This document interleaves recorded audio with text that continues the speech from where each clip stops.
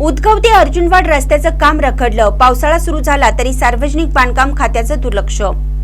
उदगाव ते अर्जुनवाड या मार्गावर गेल्या अनेक दिवसापासून रस्ता दुरुस्तीचं काम सुरू आहे, मात्र हे काम अद्याप रखडल्याने याचा नाहक त्रास वाहनधारकांसह ग्रामस्थांना होणार असल्याने रस्ता अपूर्ण ठेवल्याप्रकरणी ठेकेदाराला काळ्या यादीत टाकावे अशी संतप्त प्रतिक्रिया या परिसरातील नागरिकांमधून उमटत आहे।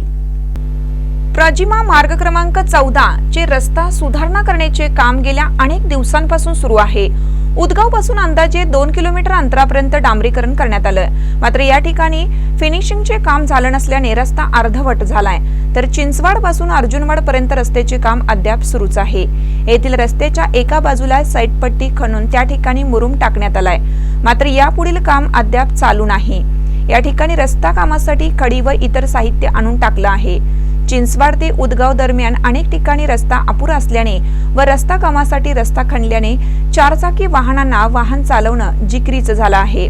पावसाळ्यापूर्वी सार्वजनिक बांधकाम खात्याने हे काम ठेकेदाराकडून पूर्ण करून घेणं आवश्यक होतं, मात्र सार्वजनिक बांधकाम विभागानेही याकडे जाणीवपूर्वक दुर्लक्ष केल्याचं चित्र पाहायला मिळतंय।